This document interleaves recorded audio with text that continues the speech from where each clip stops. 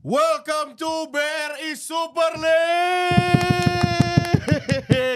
Gila ya.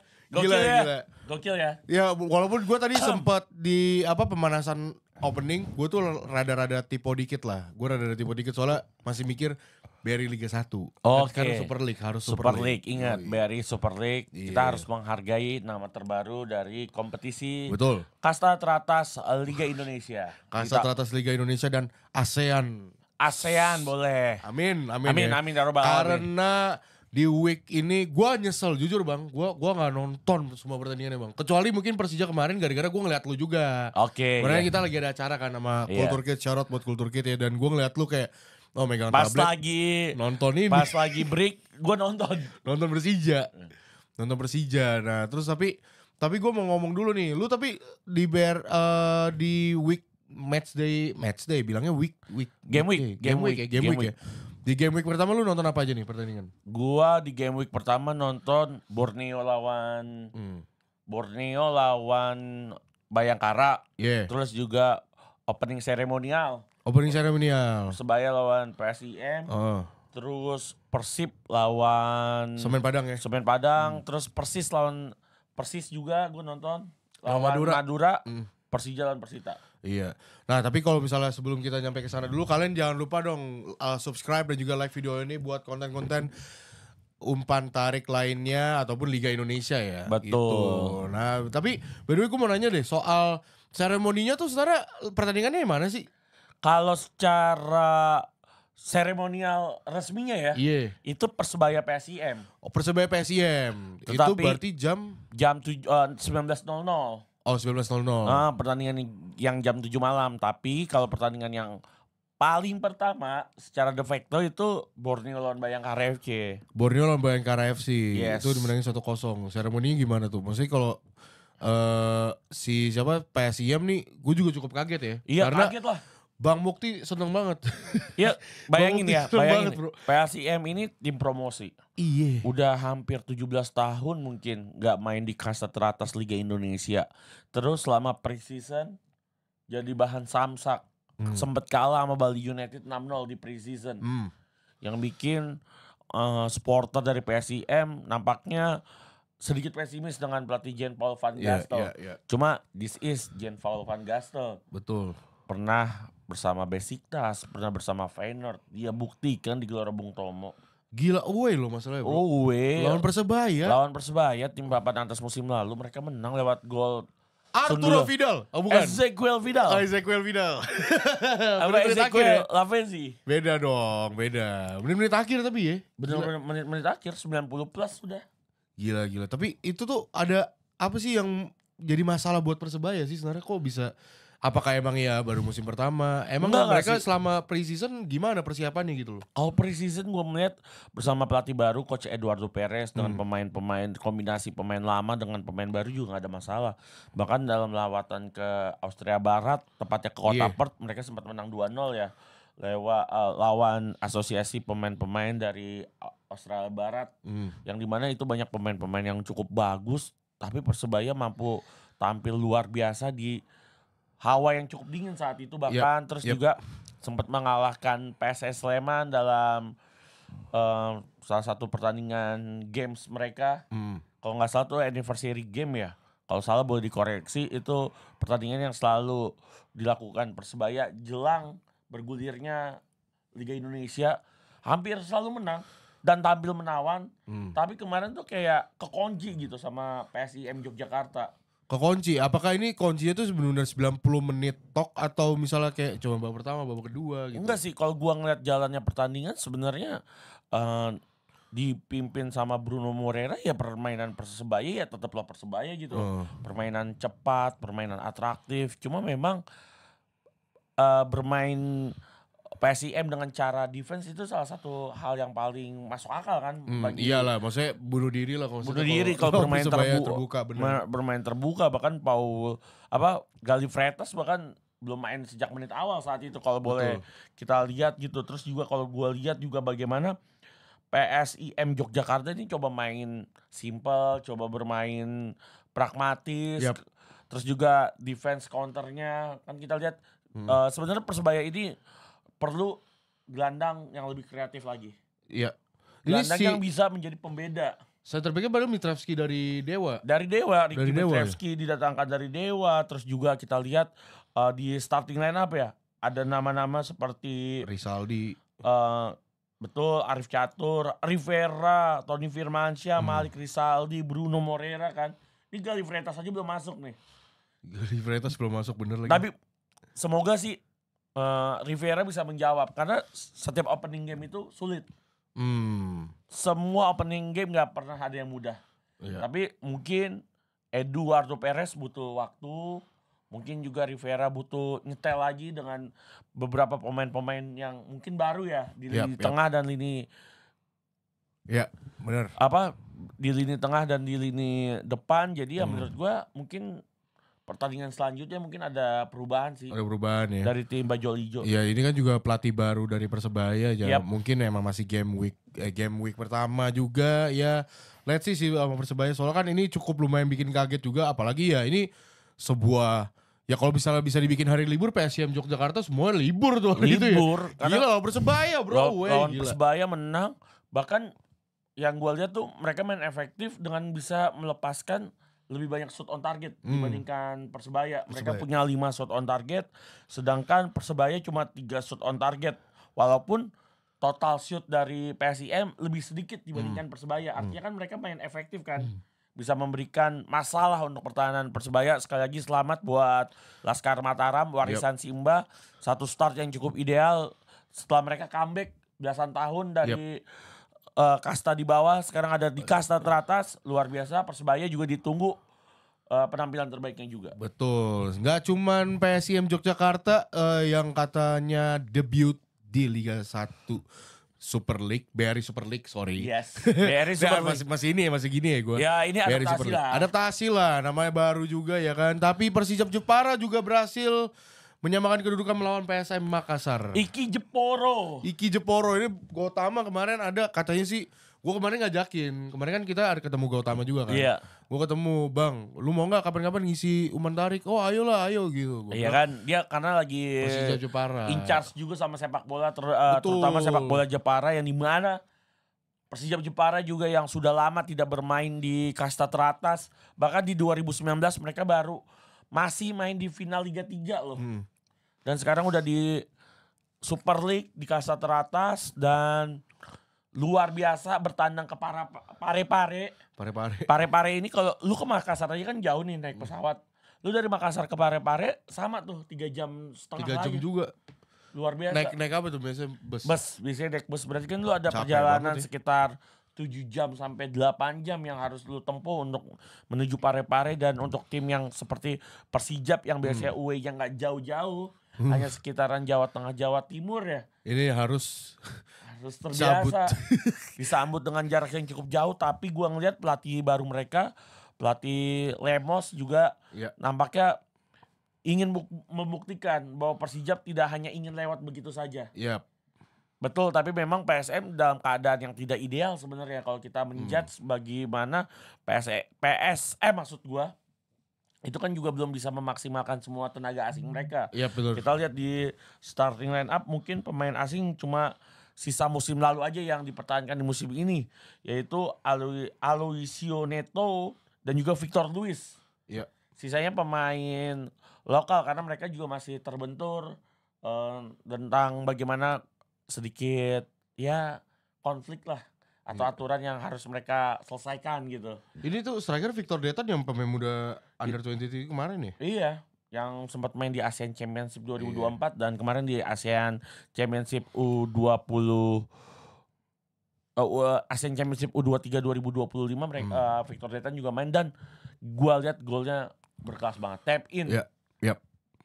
Victor Detan baru saja membuktikan bahwa dia mungkin bisa mengisi penggantinya Ramadan Sananta ya. Ya mungkin kalau posisi agak beda ya, karena Sananta center forward, kalau dia agak winger ya, agak samping agak melebar. Tapi mudah-mudahan bisa mengganti. Kalau posisi mungkin agak berbeda. Ya asli perannya Ramadan Sananta bener. Sebagai seorang goal scorer ya. Ya no pressure ya buat Detan ya. By the way ini lanjut kita ada Persib Bandung 2-0 lawan Semen Padang, the champions menang di matchday pertama dan kemarin lu wawancara langsung sama Etam. Respect dia.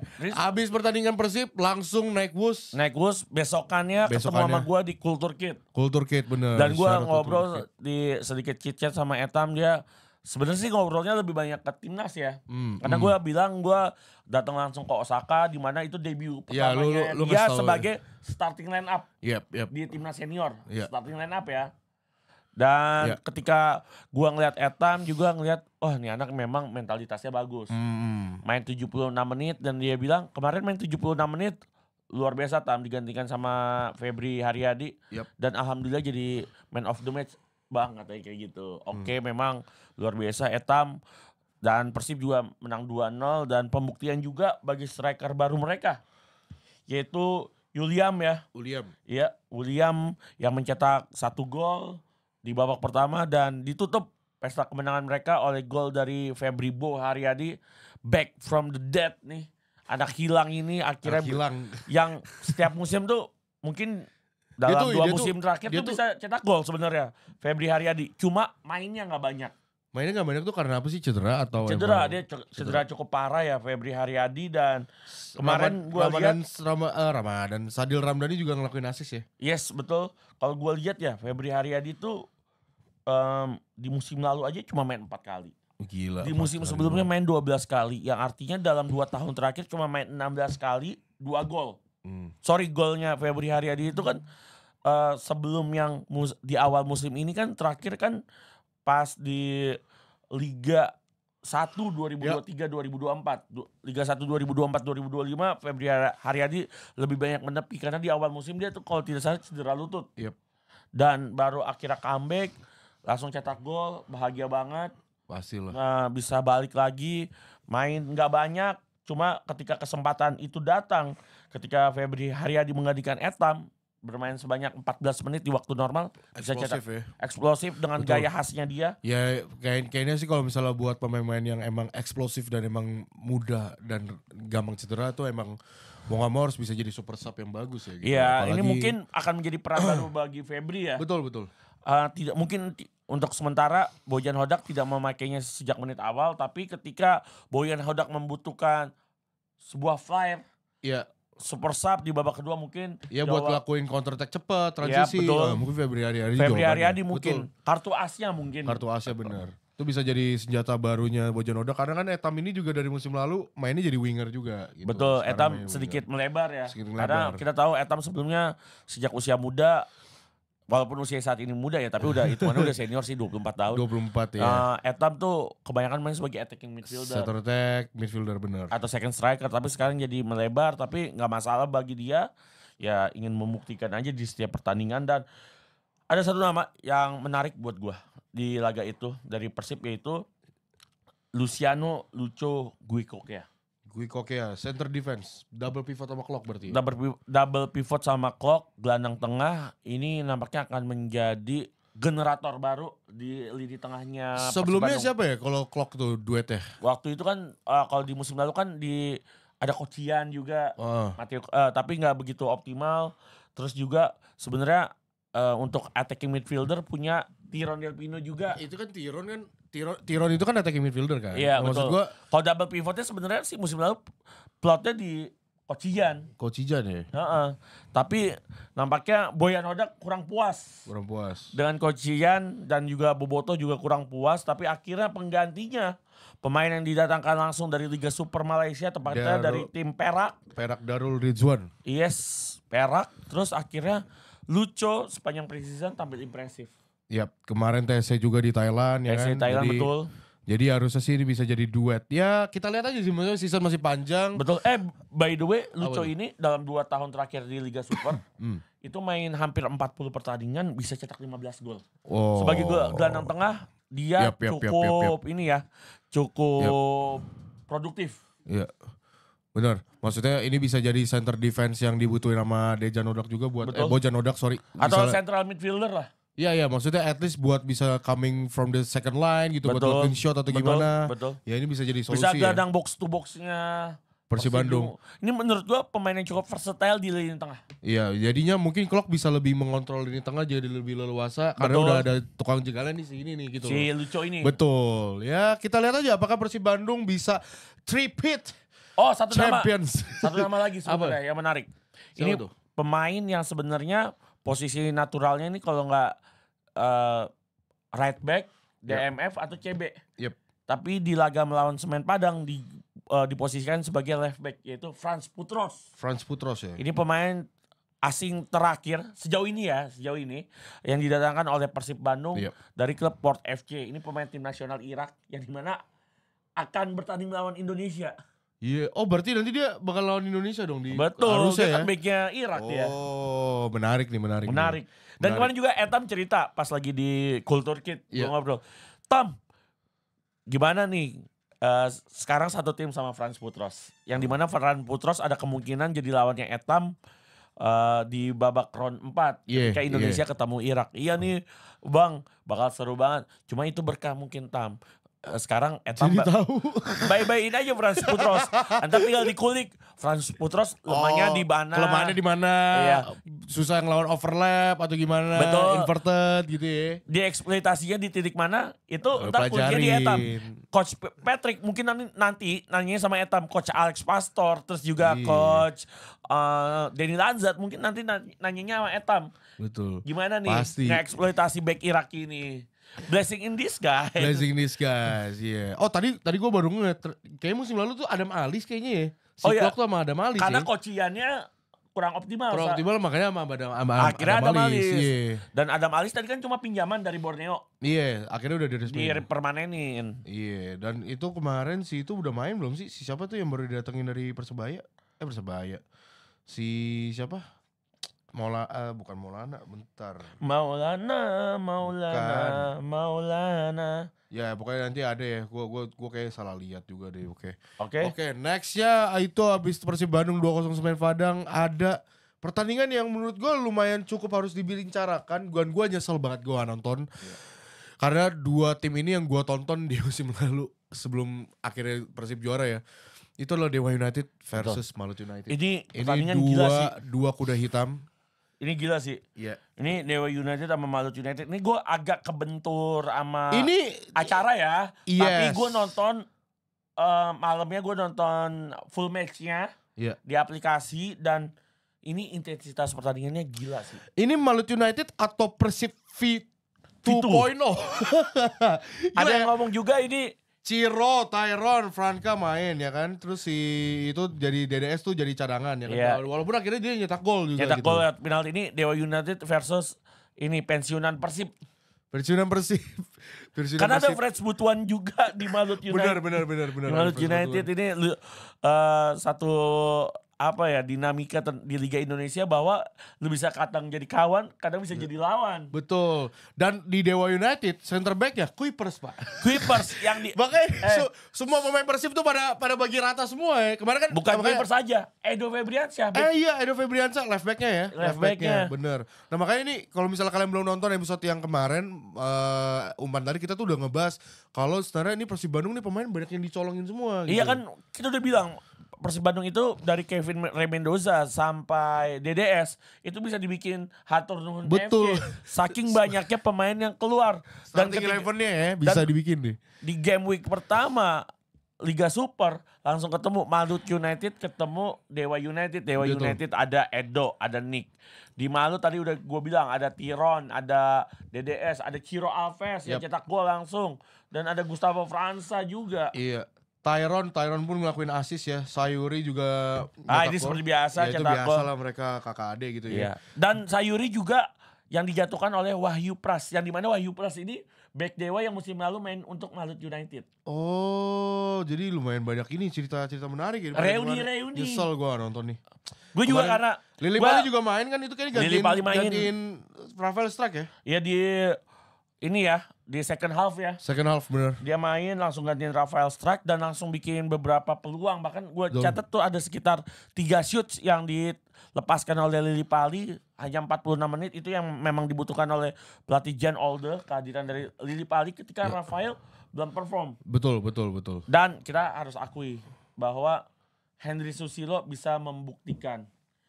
Henry Susilo bisa mengembalikan omongan orang bahwa kadangnya yang bilang percuma punya tim Los Galacticos kalau pelatihnya begini.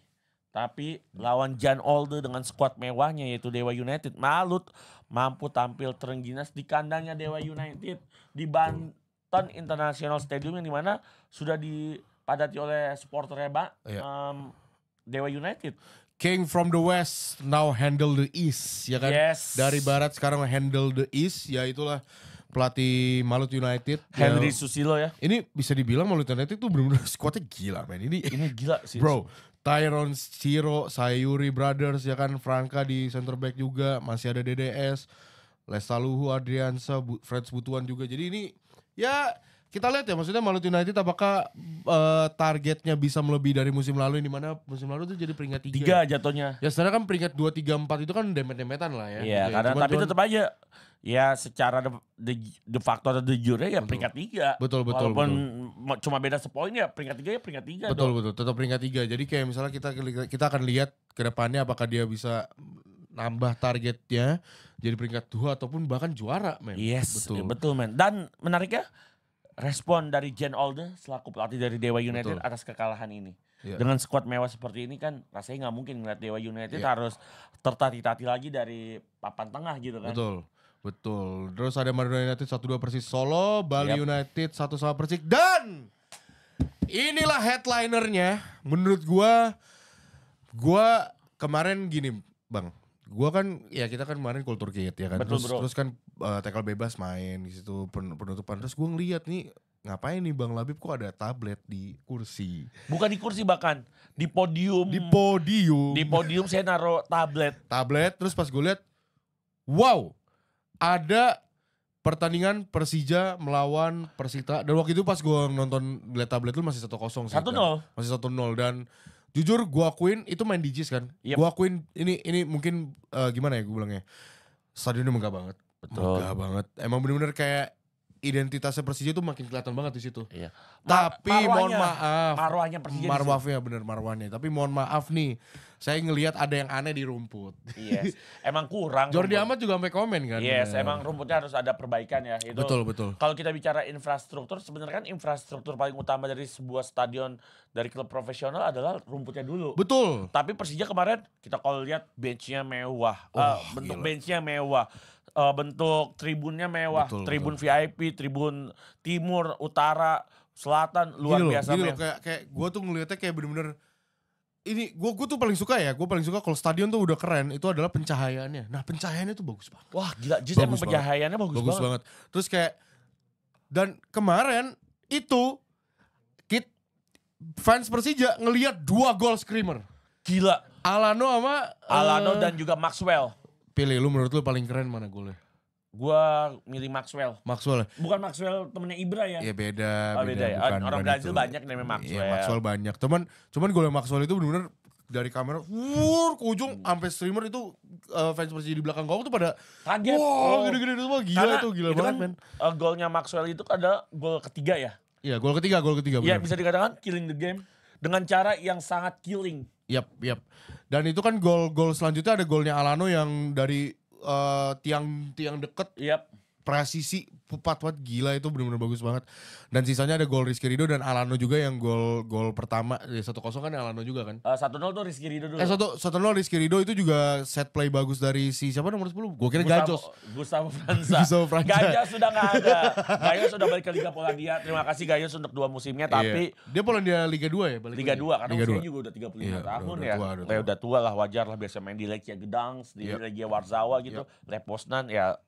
Shout out untuk Gajos, tapi ngeliat Gustavo Franza kemarin ngebuktiin ternyata dia playmaking yang dibutuhkan oleh Persija, dan ngelihat Alano dengan brace-nya dan golnya, Maxwell dengan scream gol yang sangat luar biasa. Ada satu nama yang menurut gua akhirnya kenapa nama ini bisa menggeser nama senior seperti Rico Simanjuntak. Arliansyah Abdul Manan. Dia juga ada beberapa kesempatan long shot juga sih. Betul, dia ada kesempatan dan dia catatkan 1 assist ya. Betul. Di laga Persija lawan Persita, dan gue tahu kenapa akhirnya Rico harus menepi ke PSS Sleman karena memang Ardiansyah di usia 19 tahun tampil sangat menawan. Layaknya pemain mental udah jadi ya. Ya, gue bilang mental. Benar. Bayangin umur 19 tahun tapi cara mainnya kayak udah ini banget, berpengalaman banget kayak umur 24 tahun. Betul. Dan Ryan Ranan kemarin juga main juga. Betul, tapi gak banyak ya. Gak banyak juga. Pamungkas, karena juga Pamungkas, ya. Orang-orang liburan mereka main sama timnas. Iya, capek juga sih. Capek juga. Dan yang penting dapat minute play udah alhamdulillah. Tapi gila ya, maksudnya ini tuh Persija bisa dibilang ya yang paling hasil paling gede ya Persija gitu. Persija 4-0 gitu. Bisa dibilang ini salah satu closing game yang game week 1 yang sangat luar biasa, disuguhkan laga Persija yang sangat menghibur. Bahkan semua supporter gue lihat tidak hanya Jackmania ya. Gue lihat Bonek, Bobotoh, terus juga Aremania, siapapun, Braja Musti tuh memberikan selamat ngeliat mainnya Persija yang sangat-sangat luar biasa. Bahkan supporter Persita juga mengakui luar biasa Persija bisa menghukum Persita sedemikian besarnya gitu. Sedemikian luar biasanya penampilan dari Persija. Iya, dan ini kan emang kelihatan dari efek dari pemain asing yang didatangkan juga ya. Karena ada 7 pemain langsung dipakai ya. 7 pemain langsung dipakai starting. Plus siapa ada aja tuh? Jordi Amat juga ya. Jordi Amat bener ya, Jordi Amat ya sebenarnya pemain lokal. Ya betul, emang pemain lokal. Lokal emang. Dan pemain timnas. Timnas, dia kan 7 pemain ini siapa aja sih? Cardoso. Betul, kalau dari bawah ya. Iya. Ada Alan Cardoso. Kipernya. Ada Carlos Eduardo sebagai goalkeeper. Ada Van Basten Souza. Ada ini juga Fabio Calonego. Ada juga Gustavo França. Di lini depan ada Alano dan Rio Matsumura tuh jadi cedera ya. Dan kayaknya ini cuma Rio Matsumura doang yang non Brazil. Tapi kayaknya bisa deh bahasa Brazil tipis-tipis deh harusnya ya. Iya, harusnya bisa ya.